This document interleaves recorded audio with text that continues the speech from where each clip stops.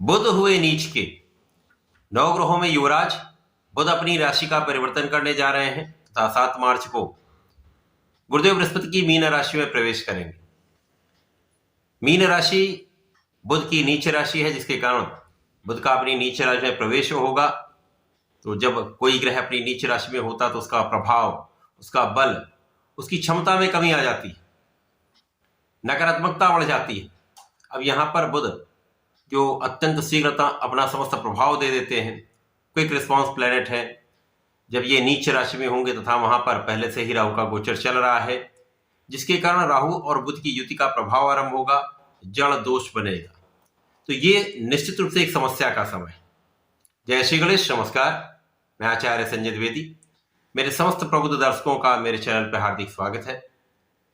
आज मैं बुध के राशि परिवर्तन प्रभाव को लेकर आपके सम्मुख उपस्थित हूं। युवराज बुध अपनी नीच राशि में प्रवेश करने जा रहे हैं। 7 मार्च को यह परिवर्तन होगा, तो यहां पर राहु के साथ जड़ दोष का निर्माण होगा। अब क्योंकि इस समस्त जगत में बुध ही एकमात्र ऐसे ग्रह हैं जिनका समस्त क्षेत्रों में अपना प्रभाव है। इनके बिना इस जगत में कोई कार्य हो ही नहीं सकता, चाहे वो किसी प्रकार का कोई व्यापार हो, बिजनेस, कोई इंडस्ट्री हो, कोई प्रोफेशन हो, कला जगत से संबंधित कोई कार्य हो, वाणी से संबंधित कोई कार्य हो, लेखन का कार्य हो, लेखा का कार्य हो, शिक्षण का कार्य हो, गणनाओं का कोई भी कार्य हो, ये समस्त क्षेत्रों में बुध का प्रभाव होता है। जहां पर भी बुद्धि का प्रयोग है, जहां पर भी कोई व्यापार है, वो बुध के कार्यकत्व में आता है। तो निश्चित रूप से अत्यंत महत्वपूर्ण परिवर्तन है। जब ये नीच राशि में होंगे तो समस्त राशियों पर अपना प्रभाव डालेंगे। अब ये समय कुछ समस्या का है। इस समस्या से आप कैसे निकल सकते हैं, इसके बारे में भी मैं आपको बताने वाला हूं। आज मैं मकर राशि के लिए बुध के इस राशि परिवर्तन का क्या प्रभाव मिलेगा, किस प्रकार के भाव में समस्या आ सकती है, कहां पर आप इन समस्याओं से बच सकते हैं, संपूर्ण विश्लेषण मैं पूर्ण तर्क के साथ करने जा रहा हूं। प्रिय दर्शकों, ये राशिफल आपके चंद्र राशि पर आधारित है, अर्थात आपकी जन्म कुंडली में यदि 10 नंबर में चंद्रमा है तो आपकी मकर राशि है। मकर राशि के स्वामी शनिदेव हैं, जहां पर शनिदेव अत्यंत प्रबल अवस्था में अपनी ही मूल त्रिकोण राशि में है। साथ ही साथ यहाँ पर बुध का जब परिवर्तन होगा, बुध के साथ ये तात्कालिक मैत्री के भाव में होंगे।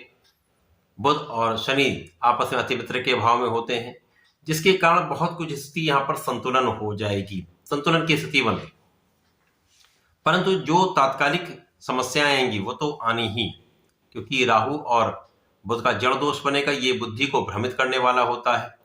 जिन जिन भावों पर इस युति का प्रभाव होगा, बुध के कार्यकत्व पर प्रभाव होगा, उन भावों में निर्बलता निश्चित रूप से आएगी। अब यहां पर यदि हम स्थितियों का अवलोकन करें तो बुध मकर राशि के लिए षष्टम के स्वामी है तथा भाग्य के स्वामी है। षष्ठेश भाग्येश का गोचर आपके तृतीय भाव में होने जा रहा है। तृतीय भाव जो पराक्रम का भाव है, छोटे भाई बहनों का भाव है, इस भाव को तथा बुध से सीधी दृष्टि का प्रभाव जिस भाव पर होगा, नवम भाव तथा बुध के कार्यकत्व के जो भाव है, भाग्य और षष्टम भाव, इन दोनों भावों पर इस स्थिति का प्रभाव पड़ने वाला है। तो यहां पर निश्चित रूप से कुछ विशेष चीजें होने वाली हैं, जैसे कि यहां पर आप अपने ऋणों से बचने वाले हैं, रोगों पर आपकी विजय होगी, ऋण से संबंधित समस्याएं समाप्त होंगी। यदि ऋण लेने का प्रयास कर रहे हैं तो ये कहीं ना कहीं आपके प्रयास में एक गति आ जाएगी। यद्यपि यहाँ पर संपूर्ण कार्य संपादित नहीं हो जाएगा, परंतु आपकी गति बढ़ जाएगी। इसके साथ ही साथ यहाँ पर जो अवरोध है, समस्याएं, वो कम होने लगेंगी। विशेष रूप से स्वास्थ्य समस्याएं यहाँ पर आपकी कम हो। परंतु यहाँ पर भाग्य के स्वामी भी बुध है, तो यहाँ पर भाग्य का जो साथ है वो कम मिल पाता है।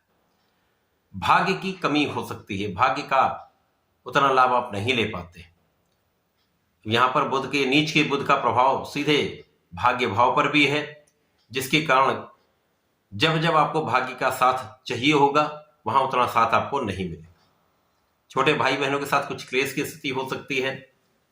यहाँ पर आपसी प्रेम में कोई बहुत बड़ी समस्या नहीं है, परंतु यहाँ मतभेद आपसी क्लेश बढ़ा सकते हैं। मुख्य रूप से यहाँ पर जो बुध के कर्कत्व के भाव जैसे कि वाणी और बुद्धि, इन दोनों पर ही समस्या आती है। यहाँ पर आपकी वाणी कठोर हो सकती है, आपकी वाणी में व्यंग्यात्मक भाव आ सकता है, कटाक्ष हो सकता है। इसी प्रकार से बुद्धि भ्रमित हो जाती है। जड़ दोष का प्रभाव ही यही है कि आप जहां पर आपको सही निर्णय लेना होगा वो सही निर्णय नहीं ले पाते हैं, जहां पर आपको बोलना होगा वहां आप सही नहीं बोल पाते हैं, जहां आपको नहीं बोलना चाहिए वहां आप बोलते हैं, या जहां पर आपको निर्णय नहीं लेना है वहां आप त्वरित निर्णय ले लेते हैं। यहाँ पर ये समस्याएं आपके लिए कष्ट का कारण बन सकती हैं। तो इस समय में आपको विशेष रूप से ध्यान रखना होगा, वाणी पर नियंत्रण रखना होगा, बहुत सोच विचार कर अपना कार्य करना होगा। अब चूंकि यहाँ पर लग्नेश की स्थिति अच्छी है तो बहुत बड़ी समस्या आपके कार्य क्षेत्र में नहीं आने वाली है, आपके लाभ के क्षेत्र में बहुत बड़ी समस्या नहीं आने वाली है। यहाँ पर आप यदि निरंतर निष्ठा के साथ अपना कार्य करते रहेंगे तो लाभ आपको प्राप्त होता रहेगा, परंतु गलत निर्णय से बचने से आप बहुत बड़ी हानि से भी बच सकते हैं। हानि की संभावना तभी होती जब आप अकारण कोई विवाद कर लेते हैं या अनावश्यक कोई निर्णय ले लेते हैं। तो यहाँ पर इन दोनों से आपको बचना ही होगा। बाकी समय में कहीं कोई बहुत बड़ी समस्या मकर राशि के जातकों के लिए तो नहीं दिखती। यहाँ पर अपने भाग्य का साथ लेने के लिए आपको निरंतर श्री गणपति महाराज के शरण में रहना चाहिए। वर्तमान समय में नित्य ओम गंग गणपतये नमः का कम से कम एक माला का सुबह संध्या समय में यदि जप कर लेंगे तो आपके लिए भाग्य का साथ भी मिलने लगेगा। यहाँ पर आपकी बुद्धि का बल आपको प्राप्त हो जाएगा, आपके निर्णय गलत नहीं होंगे, आपके अंदर संतुलन आ जाएगा, आप बहुत संयमित हो जाएंगे। इसी के साथ साथ प्रत्येक शनिवार को भगवान भोलेनाथ पर जलार्चन करें, बेलपत्र का अर्पण करें, थोड़ी सी दूर्वा का अर्पण करेंगे तो समस्त समस्याओं से बचेंगे, बुद्धि के भ्रमित होने से बचाएंगे तथा राहु के नकारात्मक प्रभाव से भी आप बचेंगे। तो ऐसा करके इस समय का लाभ लें। धन्यवाद, नमस्कार।